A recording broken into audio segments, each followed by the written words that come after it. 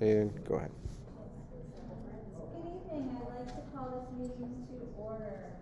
Is somebody move action 1.01? Move it.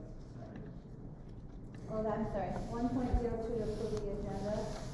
Move it. 10 and okay. For those of you who are joining us from home this evening, if you have any questions or concerns you would like to contact us at, you can email clerk@fulton.cnyric.org.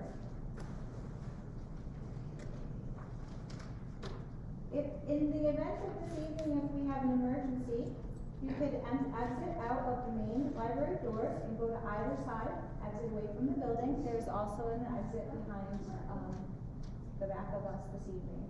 Would you please join us for the pledge?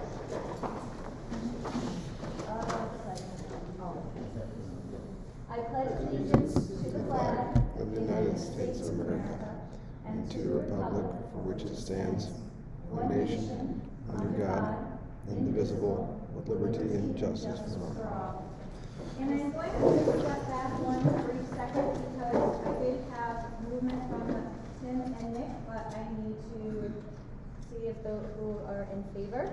Aye. All those opposed? Action 1.05, public forum. We do have a member from the community who'd like to join us this evening, Miss Elizabeth Trumbull. Welcome. So as you know, I'm Elizabeth Trumbull. I have 3 kids that go to Fulton. And tonight I'm a little upset. And I've already spoken to our building principal, and I apologize to her in advance. But I think some attention needs to be focused on support for students that might need it. And in the sense that we lost a lot of support staff, and my older son doesn't know who to go to for help when he needs it aside from his teachers, and that's not okay. He told me today that he feels like even if he needed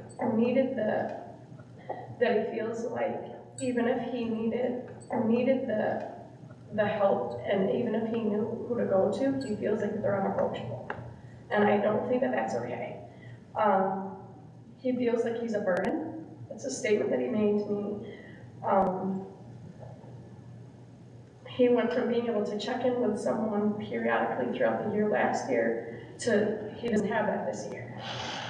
And it's causing some issues for him, and I have reached out and started the process of getting him some help that he desperately needs, but I need the district to do more for him. And it's not a failure of the building, it's a failure of the district. I'm sorry.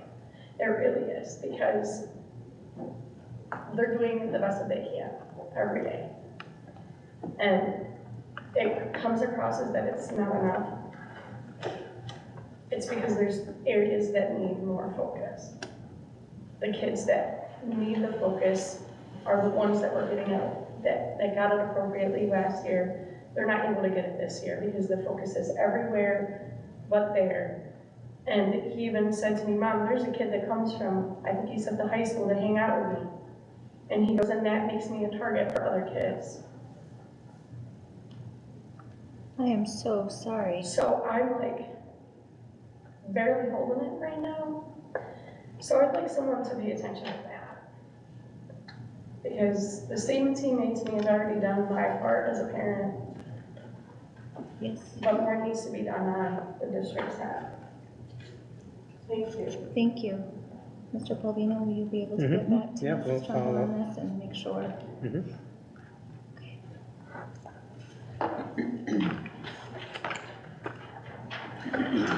And here's her number. You're welcome. Okay. 1.06, approve October 24th regular meeting minutes. Can we have somebody? Move it. Second. All those in favor? Aye. Aye. Opposed? Abstaining? Passed 6-0-0. For our President's Report tonight, we have a few meetings that are coming up through November and early December.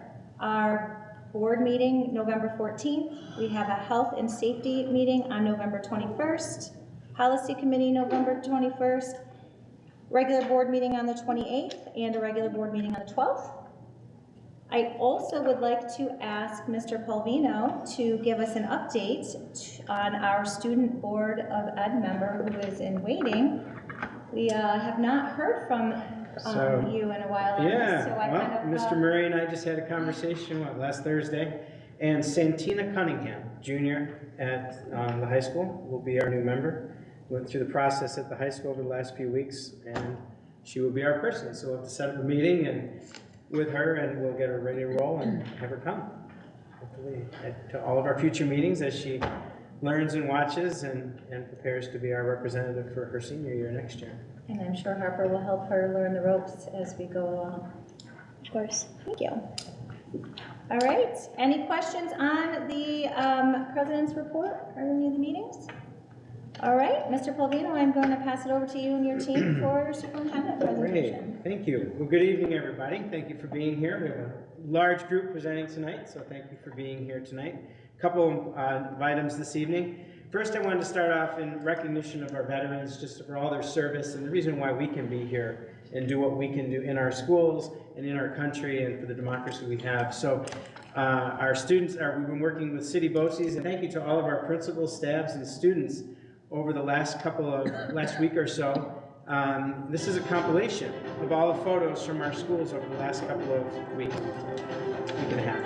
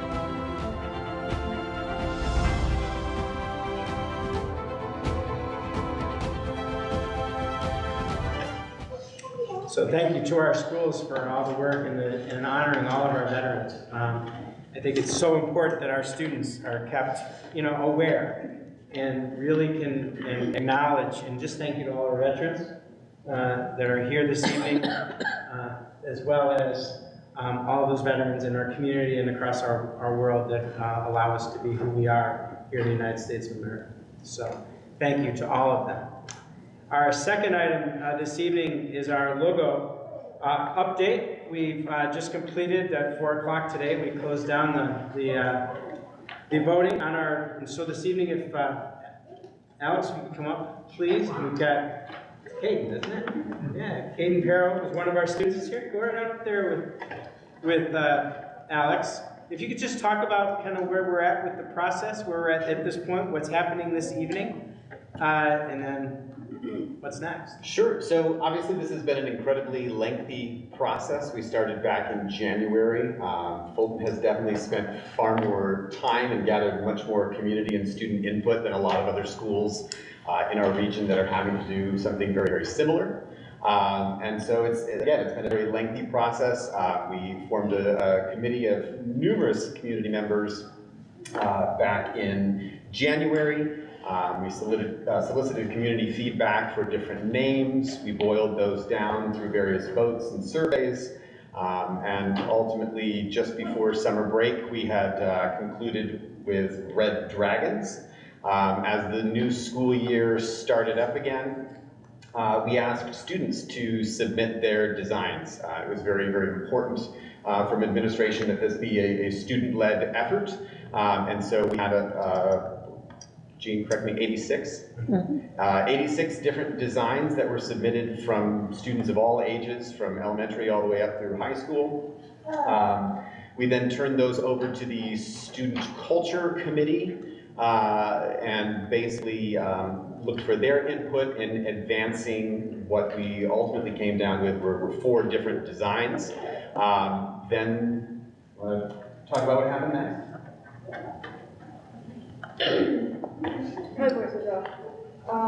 We met up as a group and we talked down on the pros and the cons of the design and how to process and print it out. And then we continued on to adding improvements and then I believe just down to the finalization. Yeah, so again, the designs that were ultimately finished by this whole process were student-led. We had support from our graphic design team with the PR team that we have to kind of assist the students in refining and improving. But again, this is not anything, we didn't go out and hire somebody in. Like, these are creations of our student body.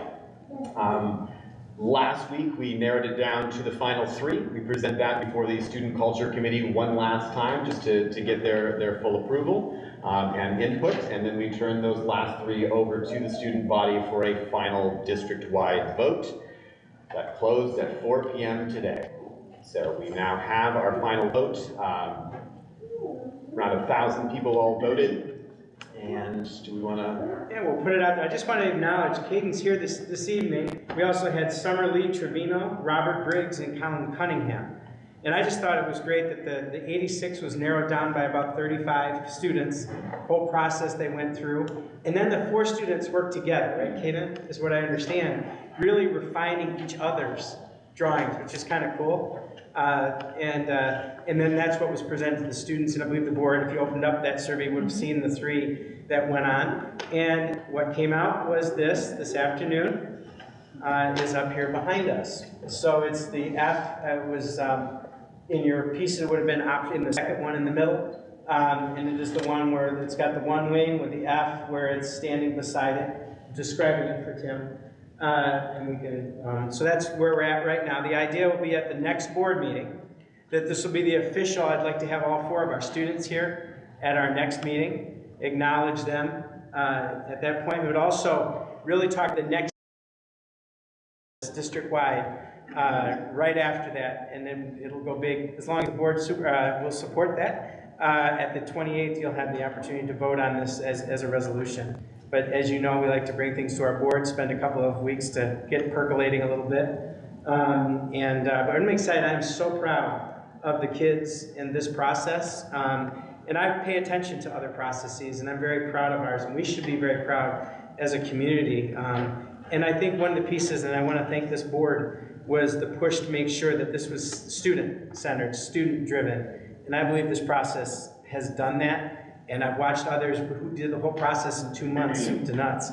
And to see that we took almost a year, it's actually a year next week, when this whole thing started from the state of New York. So thank you for us and for that opportunity. And the 28th will be our official resolution, and then we'll go, and then we'll start doing a big unveiling across the district and all of the schools right after that through video presentations and excitement. So, and this will be up in time, hopefully for families to be able to use these and for the holidays, things like that perhaps. So, and to kick off 2024 will be right on the heels of that, so it's an exciting opportunity. What kinds of things were you thinking about? You're talking videos, we're talking... Yeah, so before I jump into that, just to echo what you said, Mr. Polino, that this was very much a group effort. We had our final students with their final 4 designs, but it's not like they were isolated and went from there. We sat down with all 4 students and the graphic designer and meticulously went through each one and, you know, what do you like, what do you not like. All 4 students gave their input on all 4 designs, or ultimately 3 really. And it was very much a collaborative process, which and then was took it back my to the culture favorite part of the group whole thing. for a final before it went out. But as far as where we go from here, you know, like you said, we'll clean this up a little bit. We'll get this ready to go out. We'll put together an entire branding package, so it'll have all the different logo variations and things like that the district will need. As far as how to push this out, I mean, I'll be talking with all the different building principals pretty soon about how they want to go about that with different celebrations. You know, we've talked about some fun little things like, can we name the dragon, and you know, just fun cultural things that hopefully will be very much something that we can unite the community behind. So. And I think we're going to keep kids involved throughout this Absolutely. entire process, keep kids at the center of this for now and well into the future as we build this and it becomes part of who we are. Any questions or thoughts? Thank you, Kaden, for representing you and your fellow classmates in this design. I know some of your artwork, your mom shares it, so I can see little pieces that I think might be Kaden in here, but it just must have been very awesome for you to sit with these kids while they were going through this process and picking out things that they liked.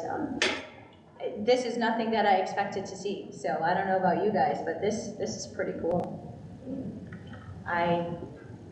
I did not expect this, so I like what you guys have come up with. I like how we have the block up. I love the little hearts on the tail there, you know, it brings our community together. Did you notice those? I hadn't looked at it that way. Those are hearts, right, Kaden? Oh, yeah. I didn't really look at that. That's good. Very good. And thank you to all our administrators who've gotten this out to our kids and encouraged them throughout this entire process. It's been, at the buildings, everybody's been a lot of anticipation, a lot of work, a lot of thoughts.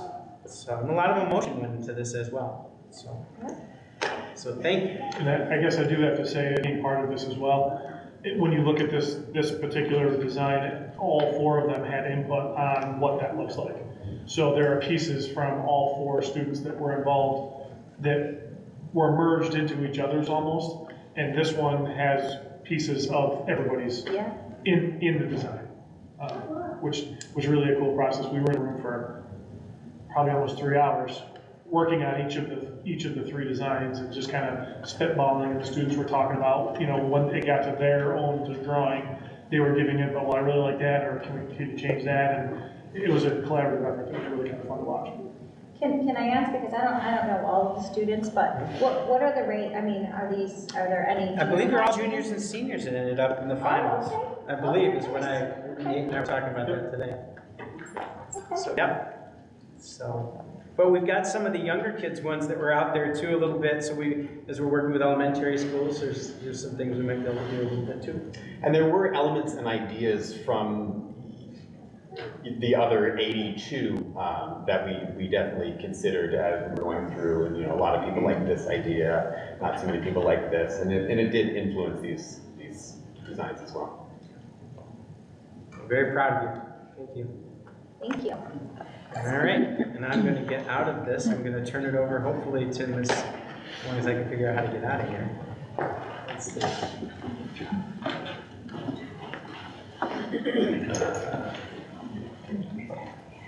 Tim, what do I do to get out of this? I can't remember.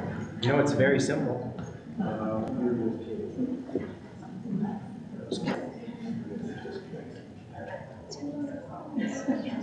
Those kids.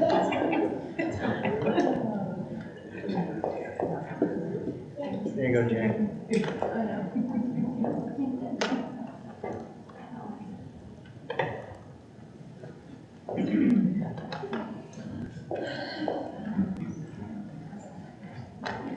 All right.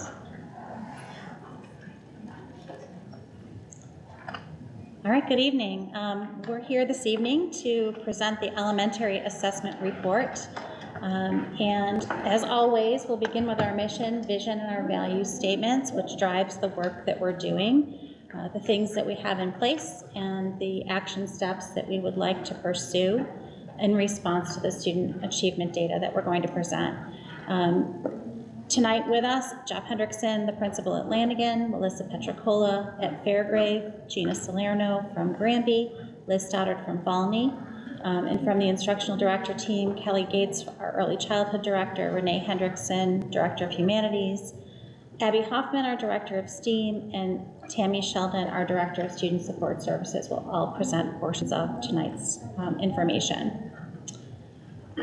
As we talked about when we presented the secondary assessment report, in the process that Mr. Polvino is leading around development of our new strategic plan, a lot of the work that we're doing is focusing on three major areas: culture, systems and structures, and learning, wellness, and life pathways. And as this team presents data, it will be followed up at the end of the slides with action steps from both the district level and the school level that focus on these three particular areas. So something to look forward to, and we'll begin with Mrs. Hendrickson, who will give you a summary of our ELA 3 through 6 data. Good evening. This is a summary of the 3 through 6 ELA assessment results that I will be sharing with you over the next 6 slides. The percentage of all students who scored at levels 3 and 4 ranged from 16 to 29%. The percentage of students with disabilities who scored at levels 3 and 4 ranged from 2 to 6%, which you can see is significantly below the percentage of all students. The percentage of economically disadvantaged students who scored at levels 3 and 4 ranged from 12% to 19%, and the percentage of current 5th through 7th grade students who scored at levels 3 and 4 in 2023 increased over the percent of proficiency of that same cohort on the prior year's assessment. And this is out of 1 through 4, right? Yes. So 1 being the lowest, 4 being the highest. This graph breaks out percent proficiency by grade level of all students.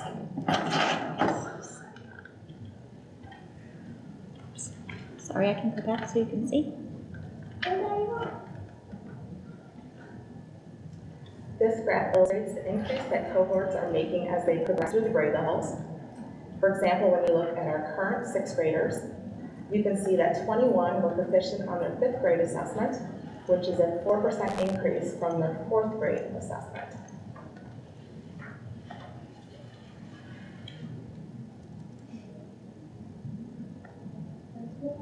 The next 4 slides break down results by subgroups at each grade level. This slide illustrates the 3rd grade results.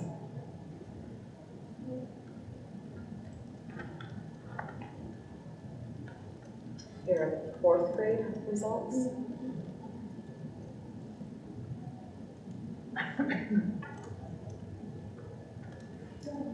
Fifth grade.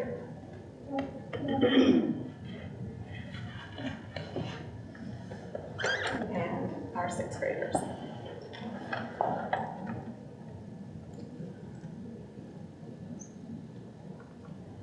Mrs. Salerno will now share our current local benchmark results with you.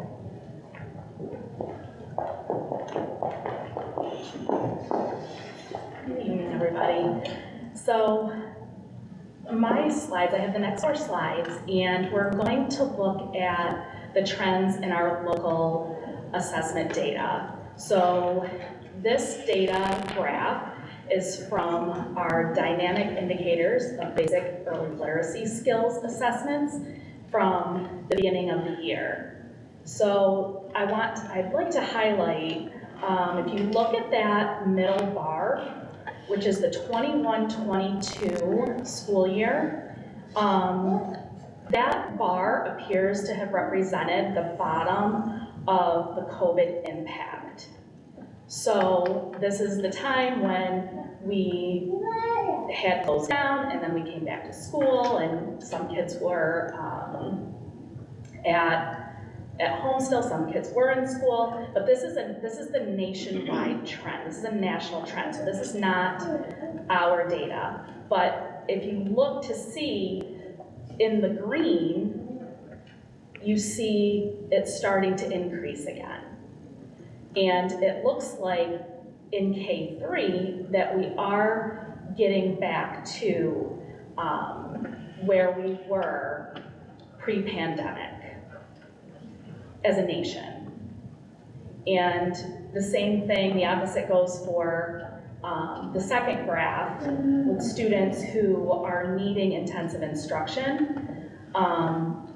The red is continuing to decrease. So at the beginning of our school year, all students in K through 6 start the year by taking this assessment. And I'll get into our local district scores. So this graph represents a comparison between Fulton and the nation at the beginning of this year. And at grades K through 2, just to summarize, 29% of our students, that's an average, scored at or above the benchmark level on the beginning of the year DIBELS assessments. And with this is a composite score, so this is taking all of the different sub-test scores and combining them. So within those bars are sub-tests, and at each grade level, there is a predominant sub-test. So one that is weighted more heavily than others. So you'll see in kindergarten, 72% are below right now. But as you look, you'll see that by 3rd through 5th grade, which you'll see on the next slide, we're very comparable to the nation, where the nation is. So these are just, Ms. Salerno, the question, 72%, that's where the kids were in like late September? When they first entered kindergarten with no experience in our schools, with exception UPK perhaps. Right, correct. Yep. And you're looking at Sorry. We go back to 2nd grade. A new measure, a new subtest is assessed in 2nd grade. And that's the maze assessment, which measures comprehension. So that might be one of the reasons why we see a shift, an increase in that red at this time of year. What do they do nationally? Do they do the same as we do? Mm-hmm. So K through 2 does. Oh, okay. So, but when you get to 3rd, 4th, 5th, and 6th, not every school district uses the same subtests. So, I don't know if that makes sense. Yeah. So this year in 1st grade, students are starting with actually more students at or above the benchmark than the previous 3 years, approaching pre-COVID levels. So that's a huge celebration for us. We are definitely seeing an increase in those foundational skills in K1, 2 increasing. So definitely a celebration. For 3rd through 6th, 47% of our students scored at or above the benchmark on the beginning of the year DIBELS assessments. This year, 3rd through 5th, students are starting with slightly more students at or above the benchmark levels than in previous years. So this is a comparison graph of our kindergarten and our 1st grade, starting from the beginning of the year in 1920, and then ending at the beginning of this year's assessment. So if you look at the top graph, you'll notice that the students in kindergarten consistently begin the year with the same type of scores. Looking at our 1st grade historical data, in the 1920 school year, which pre-COVID, 50% of our 1st graders were at or above benchmark. The 2 years during COVID resulted in the decrease of the percentage of students at or above benchmark. Then during the 22-23 school year, we started to see a shift where students who were at or above the benchmark level began to increase once again. getting us back to looking like we did prior to COVID.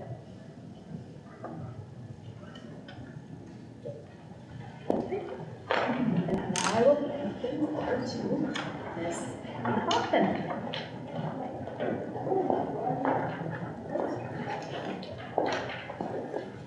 Good evening. I'm here to talk to you this evening about our math results from the New York State Assessment. The next several graphs illustrate the results and the trends in the New York State 3 through 8 math assessment taken last spring for grades 3 through 6. To summarize these results, the percent of proficient students in grades 3 through 6 was 22 to 30%. 0 to 5% of our students with disabilities scored in the proficient range. 15 to 22% of our economically disadvantaged students were proficient at the end of last year.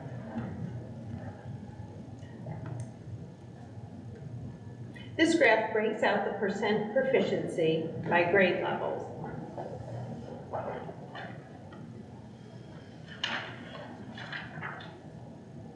This graph illustrates the increases that cohorts are making as they are progressing through their vertical math career, as well as the grade level comparisons.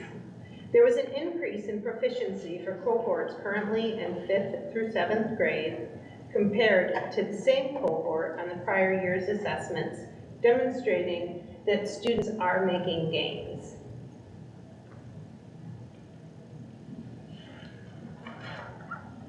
The next 4 slides show the results by grade level with students with disabilities and economically disadvantaged students disaggregated.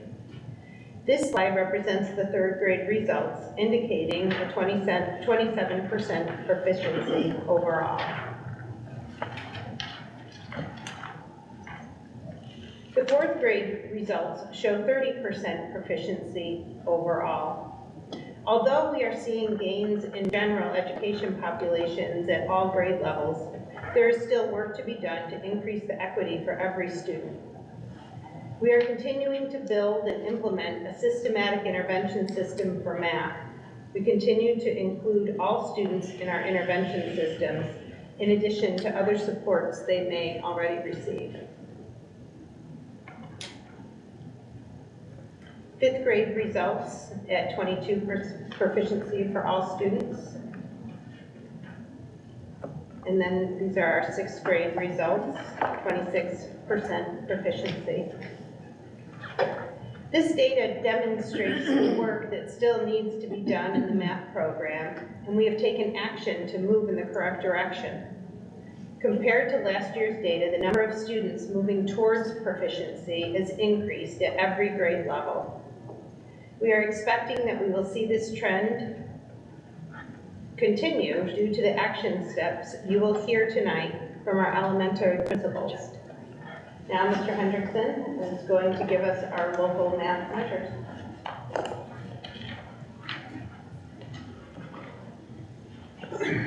We don't have quite the comprehensive assessment system in math that we do in ELA with our DIBEL system.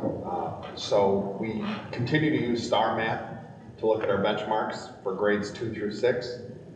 You can see 2nd grade tends to, especially in the fall, not score very well with STAR because it's their first time taking that computerized test. They tend to trend upward quickly as they go through and have experience taking STAR tests. Grades 3 through 6, historically, our STAR math has been a pretty good indicator. You can see that the blue and green colors up there have correlated with where our students would perform on state tests. We're hoping to get back there, and our kids are trending in that direction. We're also now using assessing math concepts. We have all of our, 2 summers ago, we had our specialists, math specialists, and special ed teachers trained with AMC, assessing math concepts.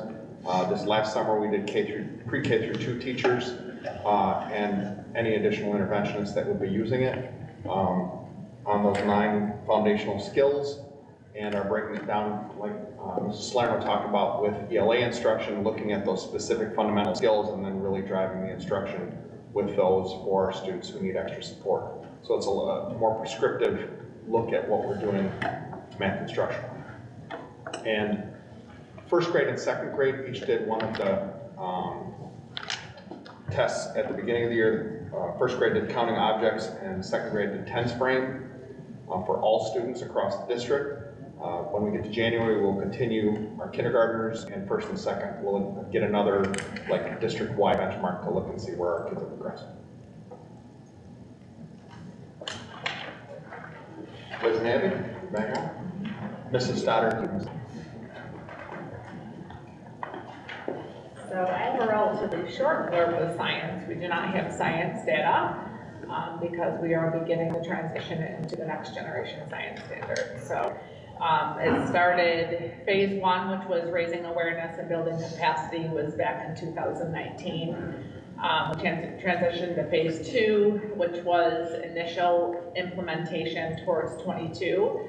And as we move into 2023, we are in full implementation of the next gen science standards. So last year, our fourth grade students did not test because part of that movement is that the test is now in fifth grade.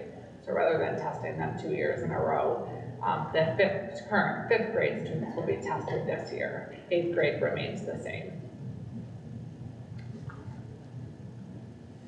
So as part of that transition in rolling out the next gen science standards, before students take the state exam, they are now required to take or to complete science investigations.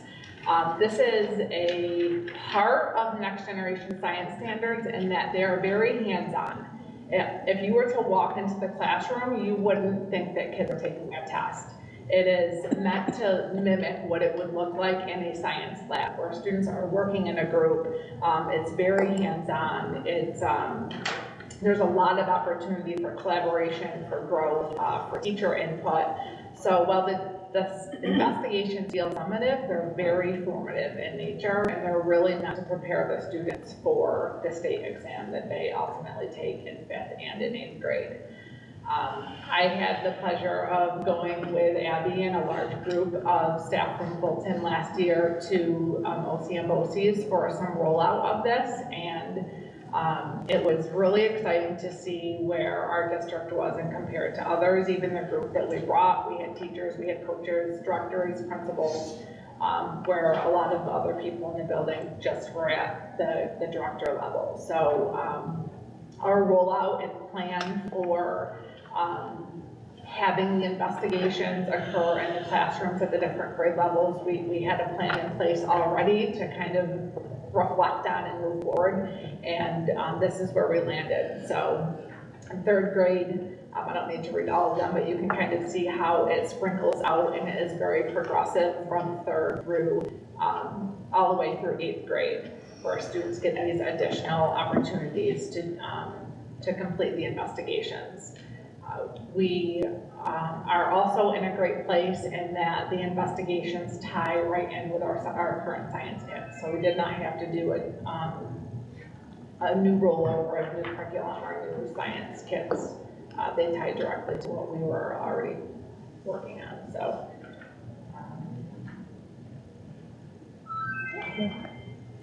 as for science, hopefully we'll have some great data next year. So it's no secret who's coming to the podium next when you see Pete the Cat sitting on the line. Kelly Gates and Tammy Sheldon will take us through some district action steps. Tammy thought I should have brought Pete the Cat, but he's there. Could have helped us through. Hi, everybody. We are going to shift now into talking about some of the things that we're doing or that we will be doing moving forward to just continue the learning process of our students and help them continue to make gains in their learning.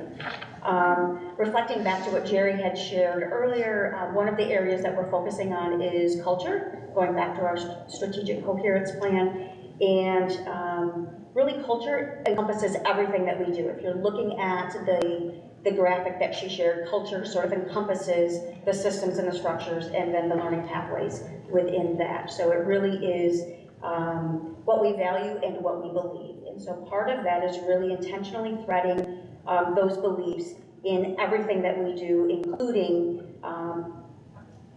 bringing student voice and family voice and staff voice to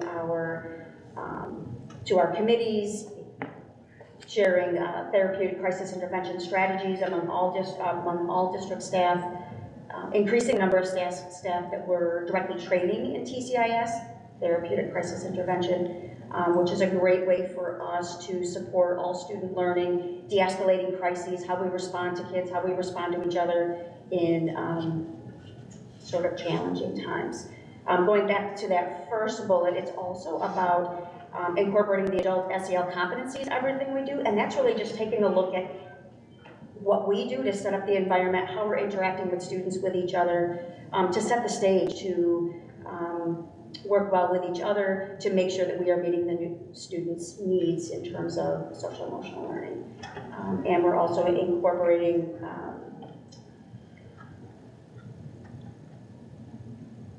the support of our bilingual liaison and the use of Proprio to make sure that we are supporting and welcoming our newly arriving families who are Spanish preferring. And so those two supports really help us engage those folks in ways that we were never able to before, because now we can have conversations without those barriers and increase the accessibility of learning for those students in particular. Let's see. We're going to continue dedicated time for collaboration, UPK through 12. Kelly and her teams spent some time really looking with the UPK staff on what that looks like so that we can sort of extend that vertical alignment from kindergarten down through, and we can extend that UPK up through 12. And really the goal of all of this is to make students more accessible to learning by balancing their social emotional wellness and through practices that address our school culture.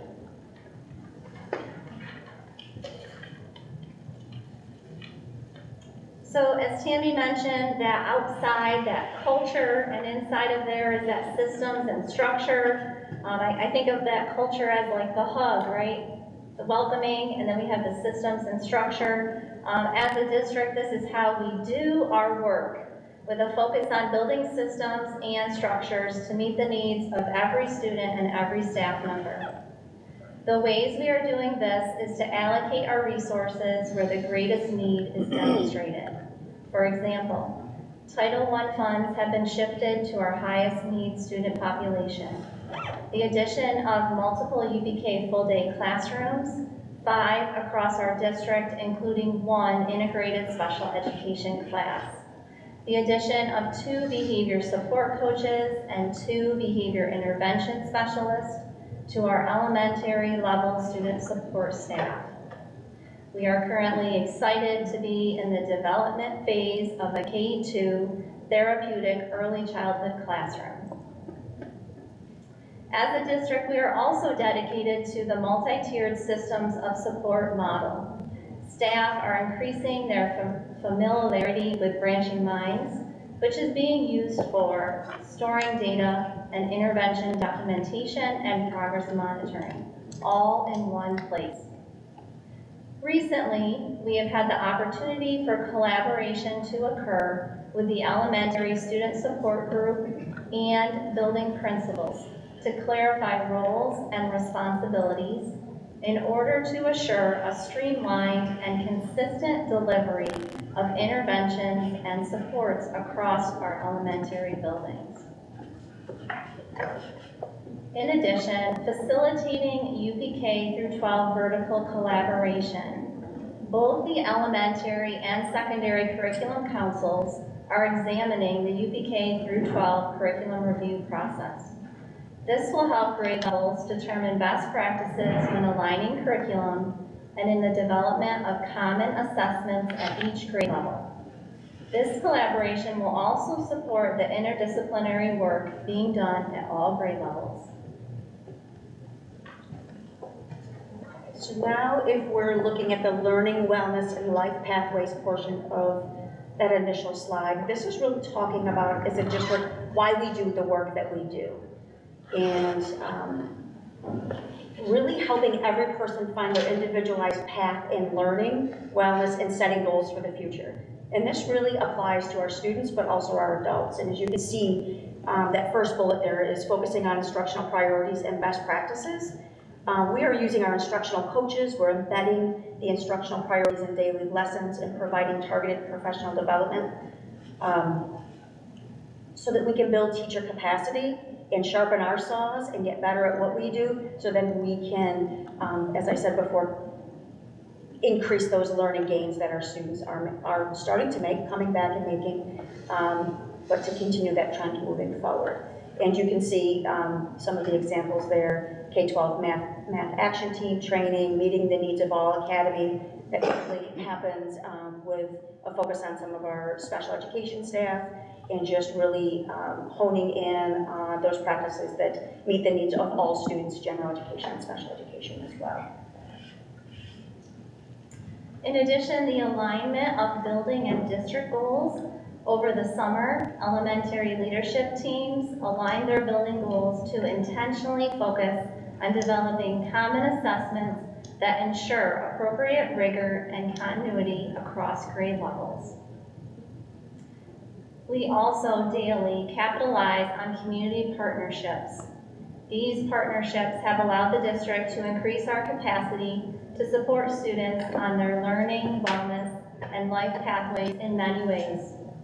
To meet the needs of our youngest learners in UPK, we partner with 5 community agencies to provide staff with a total of 150 students currently in our UPK programs. And so in this process, we'll continue to capitalize on our community partnerships. We have so many, I wouldn't even be able to put a number to it. But our Community School Advisory Council continues to come together to talk about the ways that we can meet the needs of our students in our schools and out in the community for the various needs that, that we're aware that they have. One of our sort of uptrending and invaluable community partners currently is our collaboration with Peaceful Schools. We now currently have 7 Peaceful Schools staff in our elementary buildings, helping us to meet the behavioral and social emotional needs of our students, which we know is definitely needed at this time. We're also capitalizing on the use of our 6th grade counselor, who is developing partnerships with our district level family engagement coordinators, as well as a partner in workforce development, namely Mr. Lynch, to develop and increase awareness of our graduation and post-secondary pathways at a younger age, so that by the time students are reaching 7th grade, they're able to make informed decisions about what their interests are and where they want to take them. And go ahead. there was one more bullet. Sorry, go right ahead. I apologize. That's okay. It's all good. So finally, the last bullet is that K-12 content area vertical collaboration. So the collaboration of content area teachers is occurring. So teachers develop a full vision of a student's educational path and opportunities that happen throughout their time in the Fulton City School District. And now you've heard from the district, you'll hear from the school level, some similar action steps. Hopefully you'll be able to see clearly how they are connected to one another. We thought it was relevant to share with you the action steps under the MTSS systems, multi-tiered systems of support. I know you've seen this graphic many times before, but how does this apply to the data that we looked at earlier? First of all, this system and structure that we're building with MTSS across the district is to support the Fulton goals of culture, belonging, and emphasizing that what we do here is important, focusing on the learning.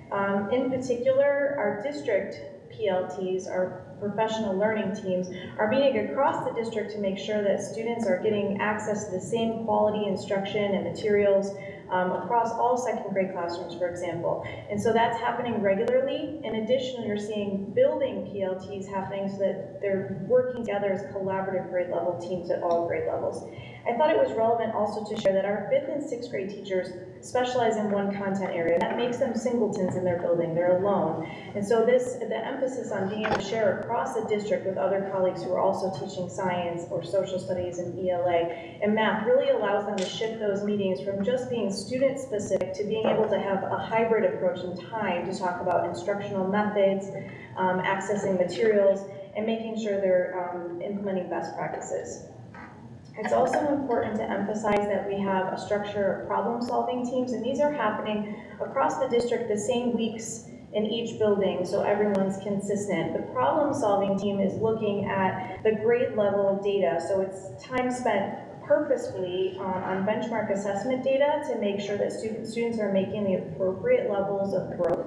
When students aren't demonstrating those desirable rates of improvement, they're naturally funneled into our last group there, the intervention team. So that allows us to look at that rate of improvement for each child, and when they're not making those gains, we can pull together a team of specialists, teachers, administrators, and support staff to look at what other interventions we can possibly put into place. How can we be creative and meet the needs of each individual learner? At the same time, on the side there, you see the student support team is looking at different data. They're looking at data, other risk factors, attendance, referral data, social emotional learning deficits, and so we're pairing those two that you see are yellow, looking at, where is the lack of learning happening and where might those other risk factors kind of crisscross over to each other. This allows us to create a web, if you will, so that no student slips through, and so that we're looking at students in all different capacities and making sure that we're focused on making sure that all students belong again, and that what we do is really focused on the learning.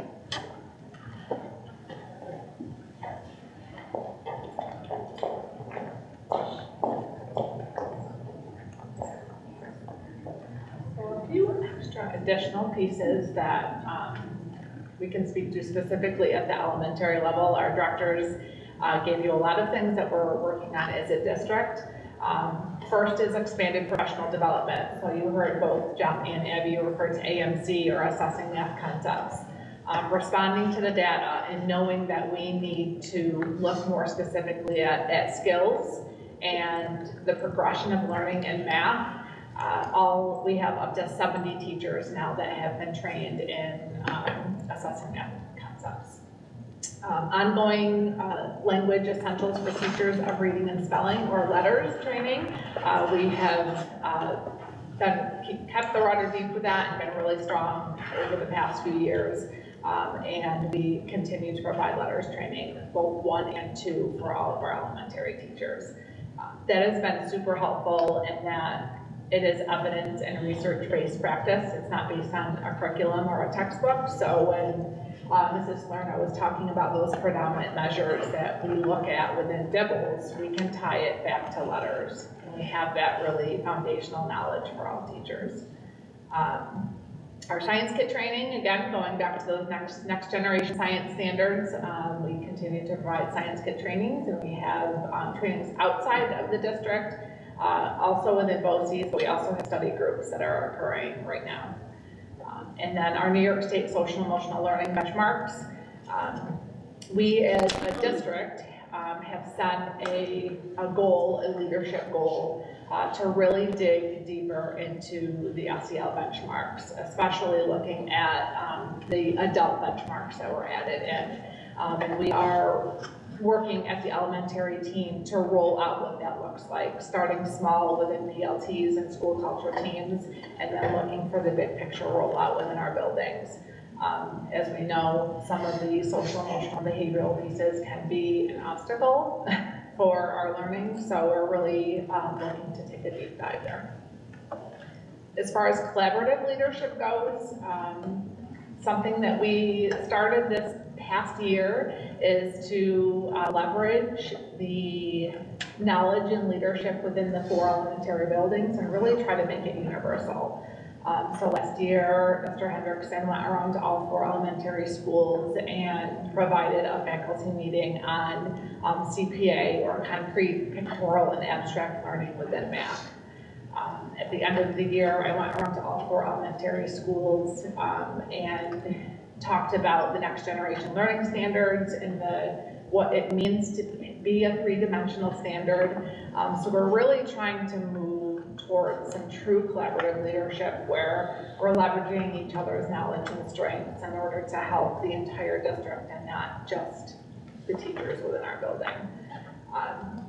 We have a PLT where we meet weekly now, which is absolutely incredible. All four of us are extremely unique and offer different strengths, and we meet every Monday and talk about everything from culture to instruction, assessment, everything that you can think of between those systems and structures of supporting our students. So that has been extremely helpful, and then we can turnkey that to our buildings.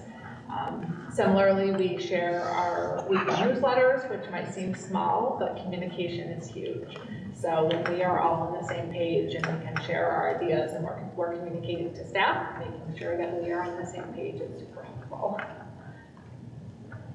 And last, with consistency and equity, you just heard that this past year was the first time that all 4 elementary schools had very similar goals. They weren't identical, but they were very similar. So last June, we had the opportunity of bringing together all 4 school improvement teams.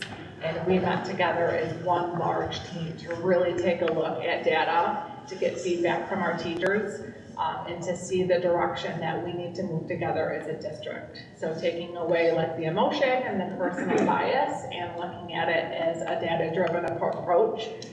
We have similar goals, and that then we can turnkey, like Melissa was sharing, within our district PLCs. We're working together to reach those goals with equity and consistency across the district.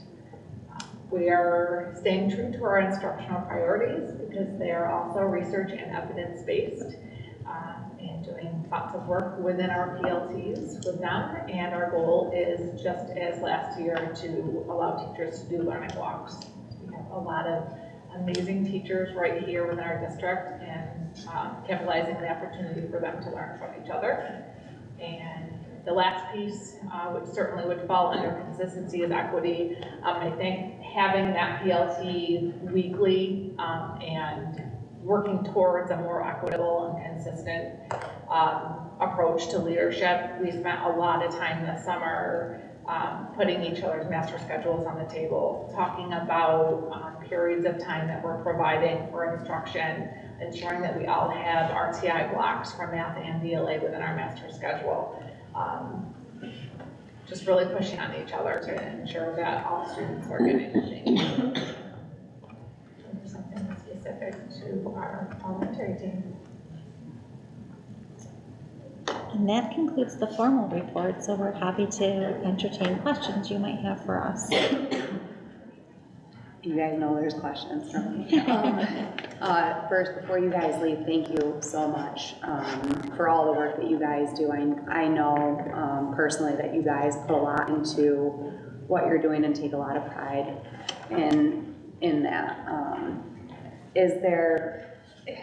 Do you feel like what our plan is moving forward is enough? Do you feel like there are other things that we could do that maybe we haven't looked at? Do you think that we need more people, more interventionists than what we have in place? Because we're coming up on budget season, and these are things that we look at. And I know that you guys, correspond with your admin team, but truly, do you think, because to me, I feel like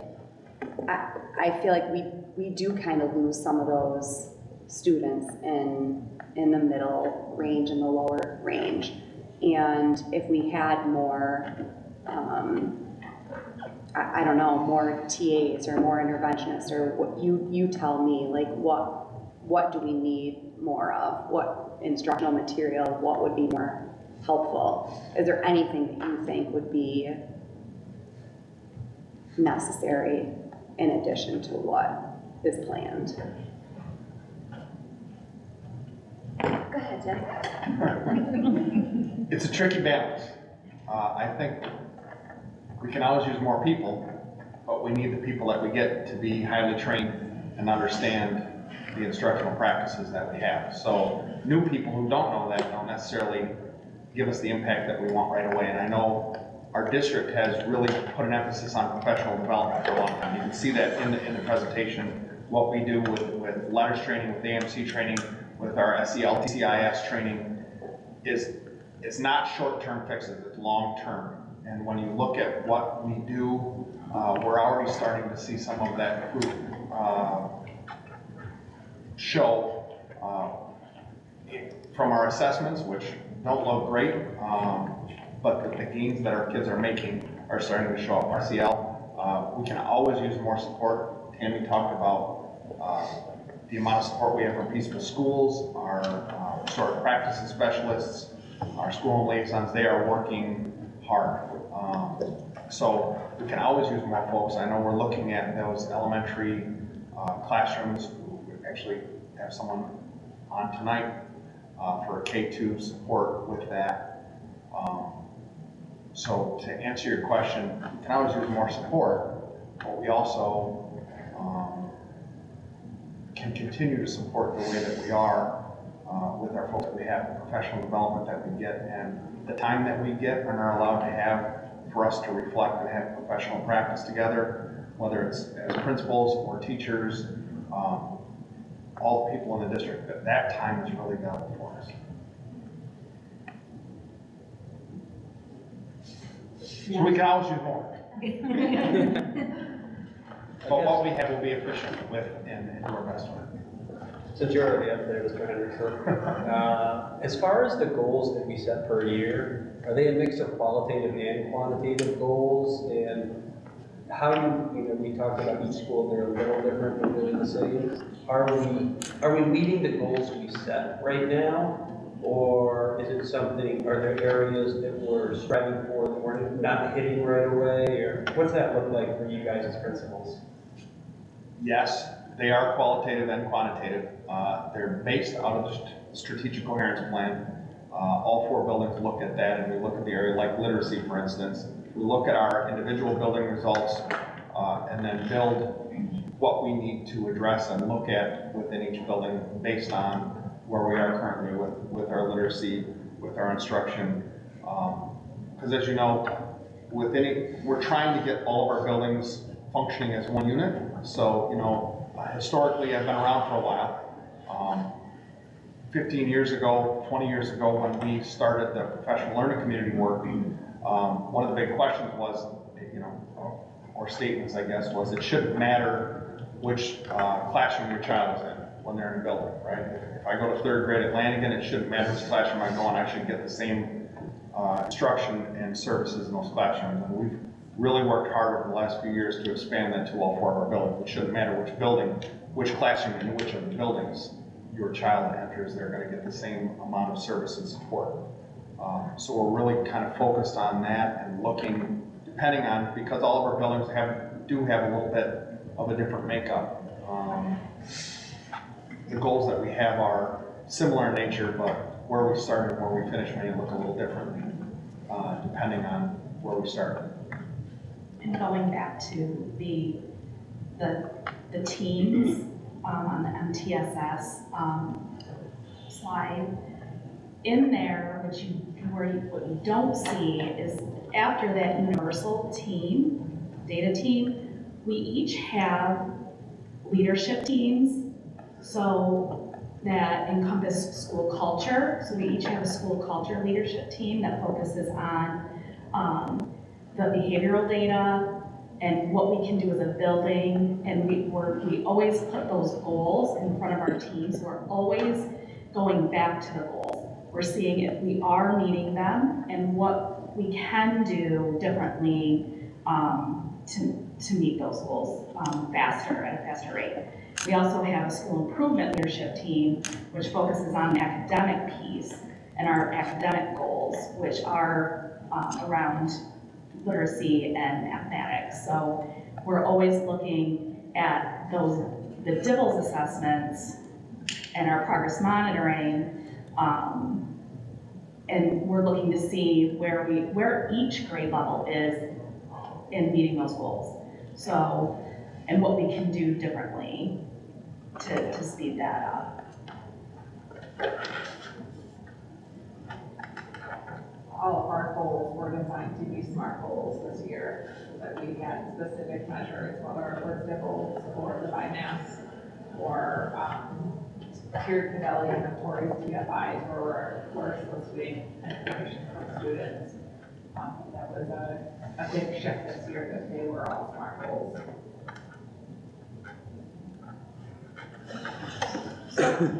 Obviously, the test scores aren't where we want them to be, and we're working really hard to find a way to increase those. And I know that we have certain systems in place for all of our students learning and the gaps that we're seeing. Do we have, let's start small, within the school, do all of the teachers, like the 6th grade teachers, do they have all the same benchmarks, and do they progress monitor at the same time? Like, is there a specific amount of, I don't know, benchmarks that you want to see your students achieve per marking period? And then if they don't, is there a very similar plan in place for each student who aren't meeting those benchmarks to get there? And is it the same? Is it consistent? Do we have that in place? I'm just wondering. The process is consistent, but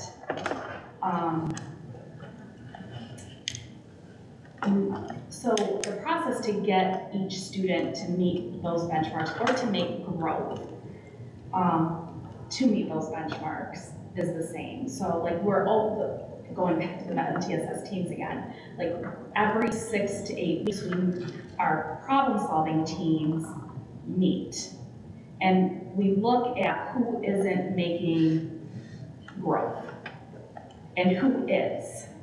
So we can either accelerate the students' growth that we're seeing accelerated already, and figure out, and by looking at the data, what we need to do for those students who are not. So then we take the time to either switch up the intervention or add something in addition to what they are already getting, based on the specific skill deficits that they have. What is an example of what that would look like in a student's day?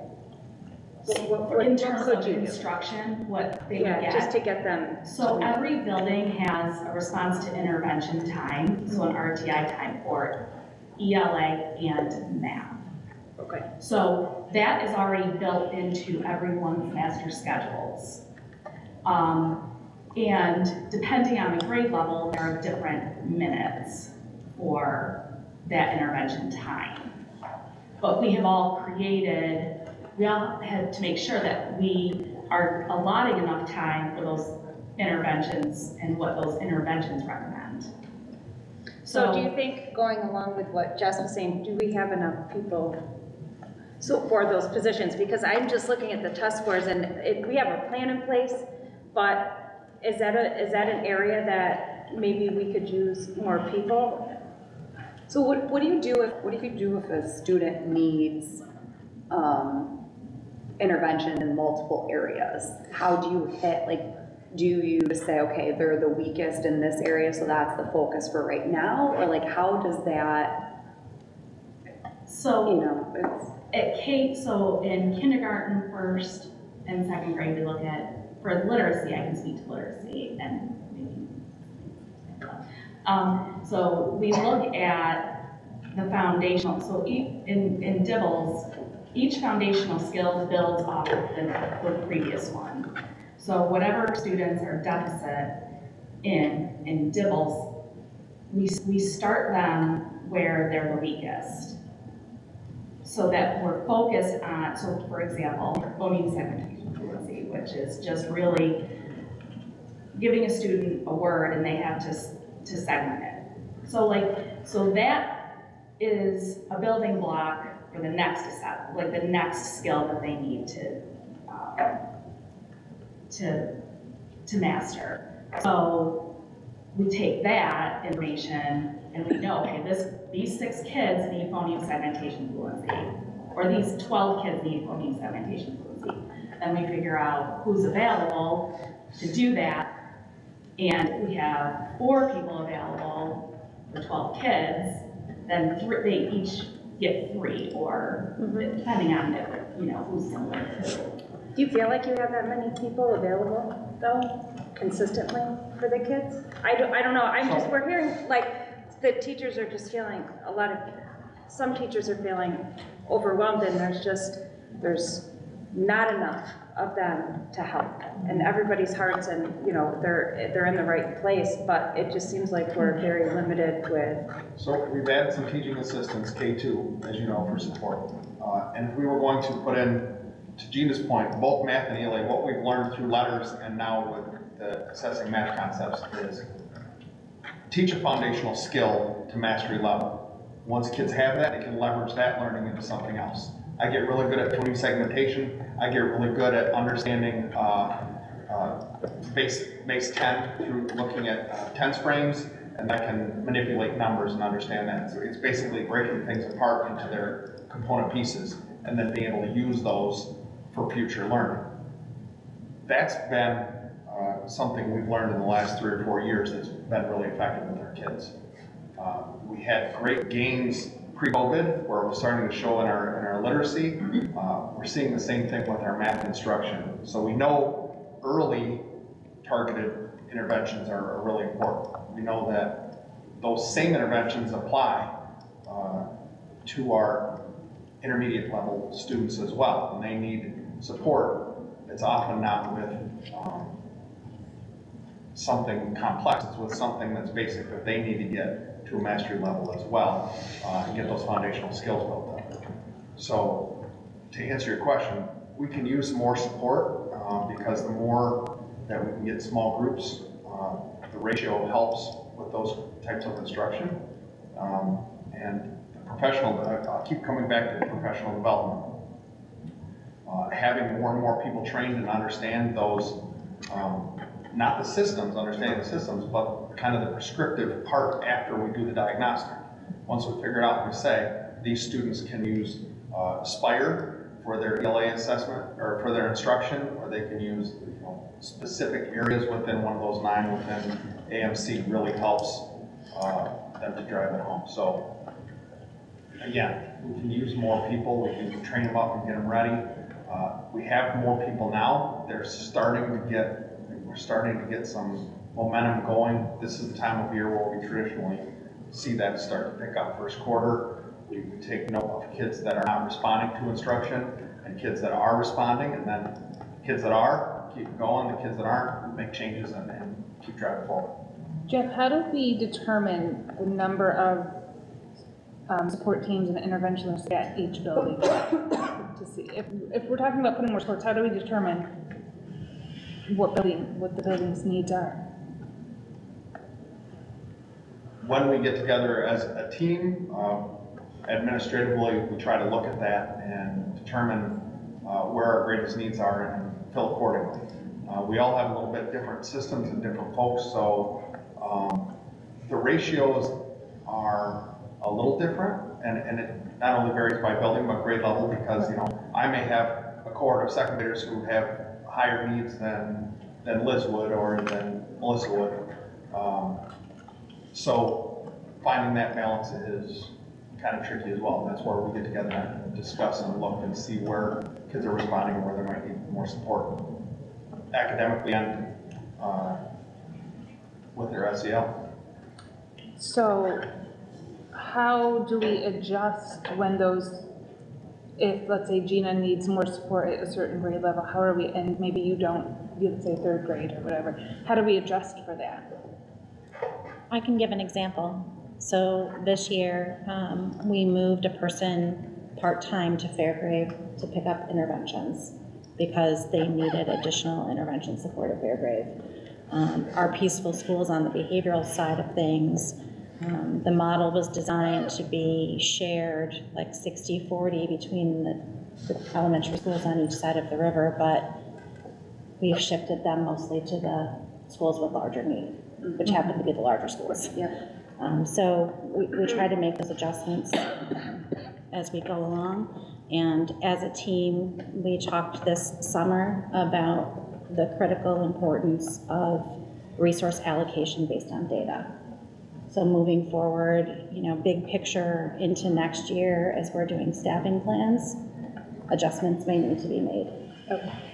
And then going back to the, not necessarily the HR piece, but talking about people coming in and making sure we have the right people and that they're trained properly, would kind of restructuring or revamping the way and onboarding our staff need, so I mean, it sounds like it would need to be kind of implemented with where maybe we start off with like intensive PD and training, or keep bringing them back for days of ongoing PD and training to make sure that we're meeting their needs. Do we Yes, have, I've allowed to not. do we have people here already that we could move into some of those positions? Do you know what I Like mean? intervention positions, Yeah. are you saying? That is in itself a very tricky balance, right? Because we don't want to erode our tier one. You don't want to take strong classroom teachers who are strong in tier one instruction and move all of them into intervention, because I think, Mrs. Stoddard, you said it at one point, we can't intervention our way out of this dilemma. Right. We have to make sure that the core instruction is also solid. So the ideal circumstance is to support professional learning in both of those areas. Our interventionists, some of them currently, were some of our classroom teachers previously. And so it really is just depending on that balance, right? That we want to make sure that we have highly effective and highly supported and highly developed teachers in every one of those positions. So to your question, Fallon, about onboarding, we tried a little experimentation this past summer of moving our new educator orientation to bump up against our 2 professional development days. So all new teachers were given the opportunity to attend the same PD as our returning veteran teachers. And then for specific areas like letters and assessing math concepts and some of the other science kit training, for example, we sought out opportunities in the summer if they were hired and available and allowed them to go prior to the start of the school year. And then early in the school year. But, and I guess I'm more talking about, like, let's say, you know, staff that's on here tonight, the ones that we're hiring throughout the year, like how we're, I mean, I love that point, but these staff are starting now and they're kind of hitting the ground running, and do we need to restructure the professional development and training and before we put them into the classrooms and things like that?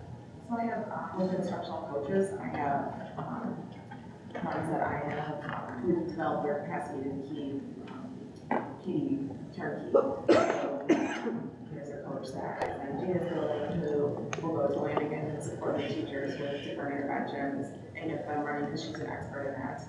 So we have a system within the 4 elementary coaches that they have become an expert in, and they're the ones that are, right now we have quite a library of PD that we have set for someone. So they come in and they're saying, I have to do an intervention with rewards, but I've never done that before. We have asynchronous training, and then once Judy's done that, then we have one with the coach, and the coach models the lesson, knows the plan through it, co-teaches with it, and then comes back and gives feedback. So that's one portion of the coaches are doing to support that. So we're building that system right now.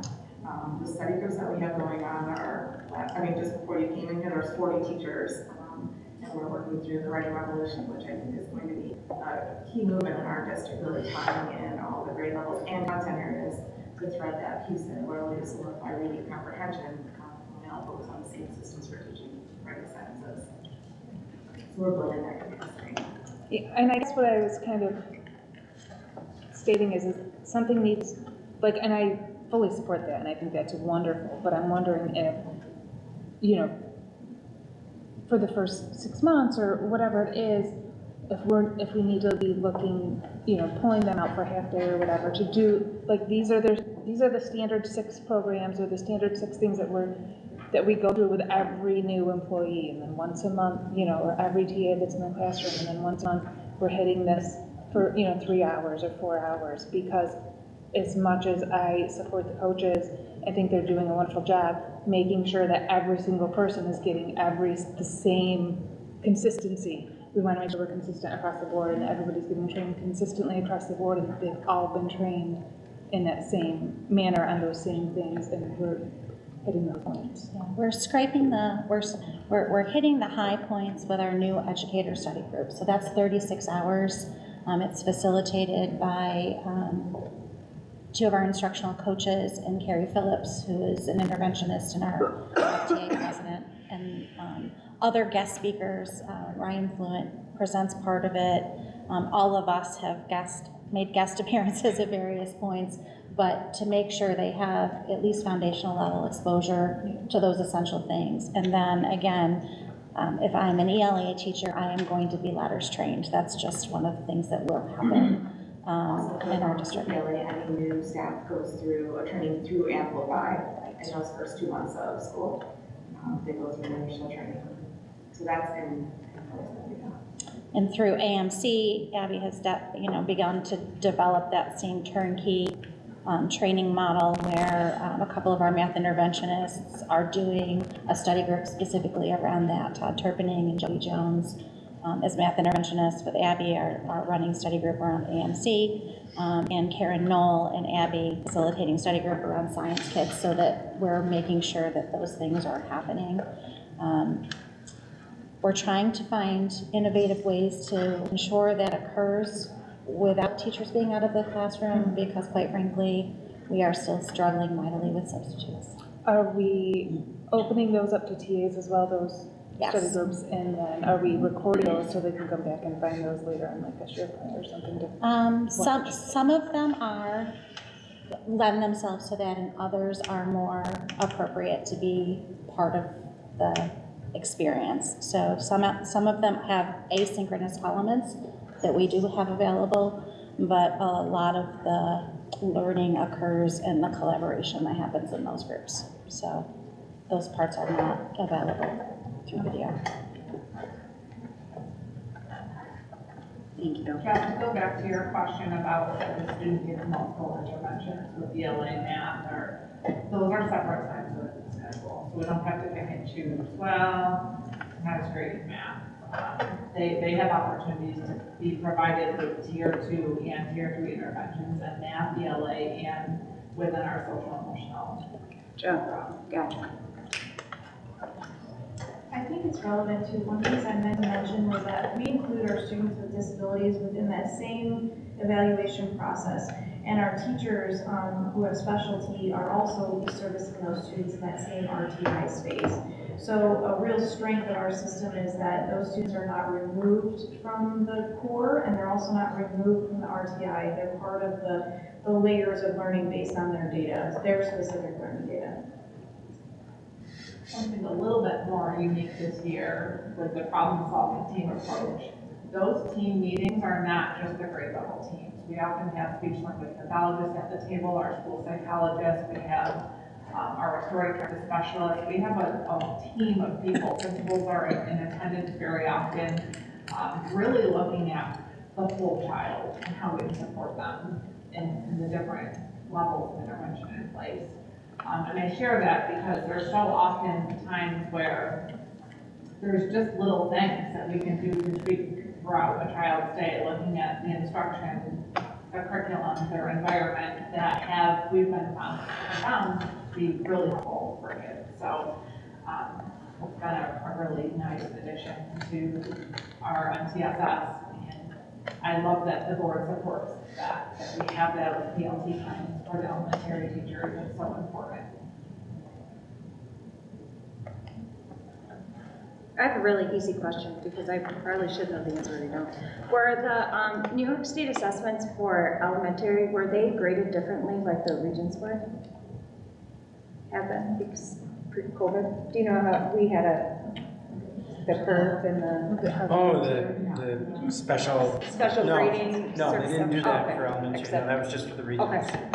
Okay.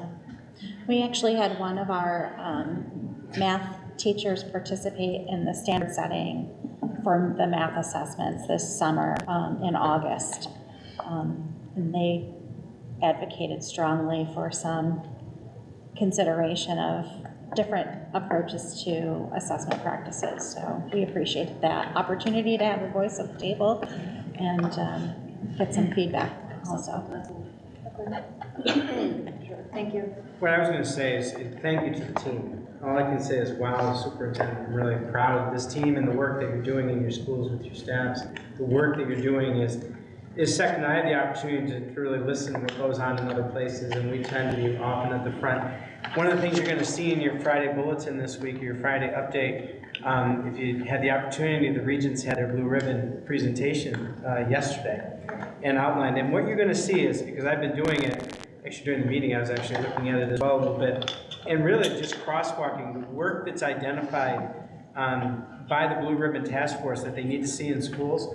I want you to take a really good look and step back. You're going to see there's a lot of components going on here in Fulton where we're balanced in a very nice way and aligning quite well. And so, we had never seen what was going on in that Blue Ribbon Task Force. That's the future. We're lined up well around our professional development, around our areas around early literacy, our SEL work, our MTSS work. There's even a strong component around career and technical education, which we've been really doing a lot with our early college high schools, trying to get it back to the local level with our career center, but pushing that down into elementary schools with our 6th grade counselor. It needs to go even below that, where kids just start to make those connections. So when you see the overall macro of where the state's going, and you look at where we're at Fulton at our macro level, I think, and then we talked a lot about moving it down to the micro level, about what's happening down for every individual student. You see it how we have horizontal and vertical kinds of things going on for our kids and for our staff. And I would say that every one of our positions is vital here in the district. And I would say that we could always use more, as Jeff said, in highly trained individuals, bringing people on board that aren't. The other piece on a macro level is in our strategic coherence plan, really looking at all of the resources we have as a district, whether they are the human resources, whether they are the fiscal resource or the physical resources of how we're distributing things in our district. Not only materials and supplies and all those kinds of things, and PD, but also looking at how are we best using our facilities. And are we maximizing, and are we concentrating our resources? And that's part of some of those preliminary discussions in our strategic plan update that are really talking about, are we best positioned to maximize every resource we have? And being a small city school district, we're very happy that we now have a 10% debt limit, which is going to help us with a lot of things around what our facilities could be looking like and what we need to provide in those facilities. But also, what are we going to do with the opportunities? And we also are going to be looking at, one of the other things you'll see in your Friday update this week was just kind of the latest updates around where the state's at with the budget. NISCA's put out something today, so I've already pasted it in. They're already because I think it's a good piece. We should start seeing some preliminary kind of out there runs in the next couple of weeks, they're saying, just to get an idea of kind of projection.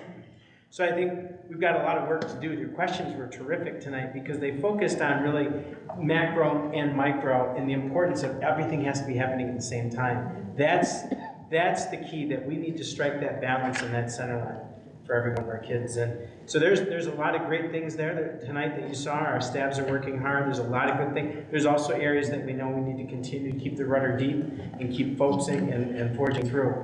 And as the team said, we're really starting to see some of those pre-COVID numbers that we were very happy we were at before, and then we kind of had dipped, and now we're going to start climbing again. And I think at the same time, how are we going to match up with the Blue Ribbon Task Force work over the next 3 years? So that'll be exciting come April, May, when they start to really put out what's this going to look like in our schools, and that's going to be the work happening at state level over the next few months.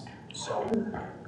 And I like the connections to the budget all of you are making. I think that's great because it's always coming back to that, because I think we've got to constantly, we don't know if we're going to get $5 million more like we did the last 2 years each year. We could end up with 2.5. That's a very different thing, and these discussions are going to help us prioritize the priorities that we have in our district, and then how do we match those priorities with the resources that we have or that we need to reshuffle. Right, and that was our thing, and I think Jess is saying too, is budget season is right around the corner, and if you guys need more support, and that's where we need to focus our, time and energy and finances on, then we need to know how we can help. And I think the mid-year data is really going to be telling for us. That's going to be that end of January, kind of early February data. We do a reset. Normally, that first Friday in February, right around there, about the early release day. Yep, and that's the day we really refocus and reset mid-year. So that's perfect timing for the budget as well, because we're really starting to crank it up just about then. We know the numbers coming from the state preliminarily. And then we can go from there. So, great job, team. Very nice job. One other thing this evening, I'm going to pass to this way, to that way, if you can share with it. And then this way, the last piece on the agenda was the instructional calendar for April. As you're all aware, we have the solar eclipse coming. And we looked at the time frames. I talked with other superintendents in the county. 4 districts have already changed. A number of others are going to be strongly considering and doing that. Doing an early release today, that day. For us, 3:20 is our elementary dismissal time. That is the moment of the full eclipse, is at 3:20. I actually sent you in your update last week. Everybody had the time to play it, but it was fun. They actually have a sun that goes, and they actually show it on there. It's pretty neat. It starts at 1:55, and it goes till about 4:35, which would put our youngest kids right out in the middle of the dark, and a lot of the kids may have a difficult time with that. So I'd like to recommend at our next meeting, adjusting April 8th to be an early release day, 10:30 for our secondary students, and 11:15. That would get our kids home safely with their glasses that we bought, all of them, and opportunities to be with their families. Our staff, we would do something that afternoon because, and Fulton, the city of Fulton is doing some things. We may partner up with them. That may be an opportunity for us to really do things together because they're still, it's not a, we'd have to look at compensation that day, and right now it's a day of work. And so we would look at that. But I'd like to propose that, so I just wanted to plant that this evening, that we've been thinking about this. The calendar you're looking at is the current calendar with no adjustments to it, but it allows you to see what we look like right at the moment. It doesn't affect our days. Our hours were well over the 990 and the 900, so we're in good shape. And the testing windows are set. We will not be in the testing windows. We can use that. Okay, that was good. Yep. It's nice that there's windows. So those are the reports this evening. It's been a great evening. A lot of different things shared with you, and I'd like to turn it back over to the president. Thank you. Thank you, everybody. All right, we're going to move on to our finance section. Action 4.01 to accept financials. Move it. Second. All those in favor? Aye. Opposed? Abstaining? Passes 6-0-0. Oh, just as on here, 5-0. Sorry about that. 0-0. Maybe she's to go. All right. 4.02, approve BOCES lease agreements. Move it. Second. All those in favor? Aye. Aye. Opposed? Abstaining? Passes 5-0-0. Action 4.03, disposal of property. Move it. Second. Was that done? All those in favor? Aye. Aye. Opposed? Abstaining? Passes 5-0-0. Yes. You know, Oh, yep, because it, right. I apologize. 6-0. I was right the first time. Did I say 6-0-0? Oh my goodness. She's back. It's gonna really mess it up. We're back to 7. I apologize out there. Mrs. Mainville is, just trying to keep me on my toes and don't let her throw me off. I'm so sorry. All right. Action 4.04, approve reserve plan. Move it. All those in favor? Aye. Aye. Opposed, abstaining, passes 7-0-0. Action 4.05, accept donation. Move it. Second. Jen and Stefan. Okay. All those in favor? Aye. Opposed, abstaining, passes 7-0-0. Action 4.6 is to accept another donation. Second. All those in favor? Aye. Opposed, abstaining, passes 7-0-0. Thank you for the donations. I just want to throw that out. We appreciate it. Absolutely. Action 5.01, approve committee on special education. Second. All those in favor? Aye. Opposed, abstaining, passes 7-0-0. For our personnel, I'm going to ask my colleagues if they would like to batch some of our personnel 6.01 to 6.10. Move it. Second. All those in favor? Aye. Opposed? Abstaining? Passes 7-0-0. Action 611 is to appoint athletic coaches. Sorry. Second? Okay.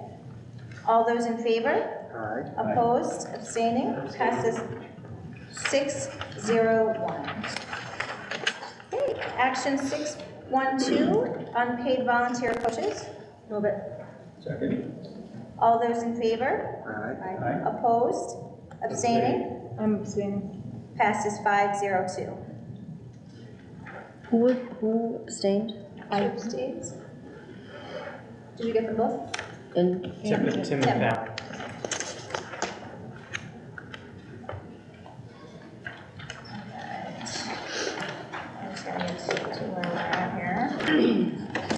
Okay, we're going to move on. Is there anybody who's ready to go for board forum? How about Ms. Mandel? Would you like to start? Sure. I missed some of the presentation of the logo and mascot, but it looks really great, and I just appreciate, I know we appreciate, the community appreciates all the hard work that went into that. So that'll be exciting to move on and see what that has in store for us. Thank you for the presentations tonight. It's so nice to hear what's actually going on in the schools, because we only know what we know. And we do know that there's a lot of hard work, and we're almost, we had pretty good pre-COVID numbers, and you can see we're steadily increasing to get back there. So with all of the resources and interventions that we have in place, that's really great, and hopefully we can keep adjusting as needed to keep moving forward. So thank you for the presentation. Ms. Pavlaro? Yeah, I want to also piggyback on the logo, because Mr. Palvino mentioned how we really did incorporate our community and our student body, and that was really super important to us, and I think that it went very smoothly, and I'm happy with the work that our community members did, our teachers, our students. So thank you, Alex and Kaden, who's not here. I really love when you guys mention how you're doing things universally, because I think that speaks volumes to our district, and I do feel that we, set the standard high here and outside of our district as far as that goes. I don't know if any of you guys received the SMORE newsletters. I personally look forward to it. I think it's really cute, and I'm glad that we're doing that all around too. So that's all. Mr. Crandall? Thank everyone for the presentations, as usual, very informative. Recently, some of us attended the convention in Buffalo for school boards. One of the classes I attended was many junior board meetings. We do a damn good job. I will say that after hearing some of the stories where they have people talk for 20 minutes. I mean, this is the public forum, 20 minutes to 40 minutes. They have one board member who had his phone in his constituent. People would call him, and then he'd just start asking all their questions. All kinds of stories, but everything else we do very well. Also attended one on electric buses. Don't like them. I think they're going to be costly, and we're going to have problems. And that's all I got to say. I have to follow that. One of the resolutions that during the business meeting was for the governor to rescind that mandate for electric buses. So NISBA is supporting it. Good. Okay, Ms. Hutchinson, it's your turn. So I just wanted to thank everybody for the presentations tonight. They were all really wonderful. to our elementary staff, principals, all of our support staff there. We just want to say thank you so much for your tireless work. We know it's tireless work. We know, just looking on the data that, we have room to grow and there's more work to do, and that you really fully have our support, and we really want to know like how we can help and how we can improve. That we hope, we're a team and you guys aren't in this alone. And I know how amazing our staff is, and I know if anybody can really get our students where they need to be, it's our staff for sure. And then I'm looking forward to, our update and as we go into budget season to see any ideas or ways to move forward. So just thank you guys so much.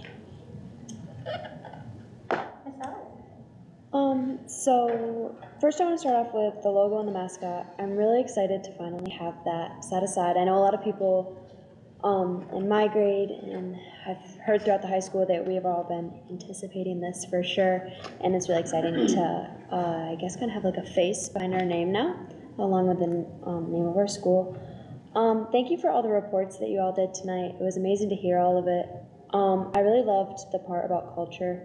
I love seeing that because I feel like it's also important in the high school, and to see that a lot of the younger grades also are incorporating that now. It's really good to see because I feel like it is also in high school as well, so it's K through 12, and I love that. I think that's it for me. I want to thank everyone for the presentations. I think it really shows that not only the people involved care, but you all knew what you were talking about tonight. It's not always easy to get up and give a presentation. All the questions that aren't on the PowerPoint, being able to add it and answer them efficiently. It was really great to hear that, and I hope you all feel like you can, reach out if you do need those resources and advocate, or that you're comfortable. We want to help you be as efficient as you can be, and we can't do much if we don't know what it is. So I hope you do feel comfortable asking us for those things when you really need them, or if you need our assistance shifting things around. I'd also like to say I saw Mrs. Doyle was on the retirement for tonight. She's such an asset for our district. She's been here for a long time, making sure things function behind the scenes, and so I really wanted to give her a shout out because she's done a lot of great work, and I know that we will miss her.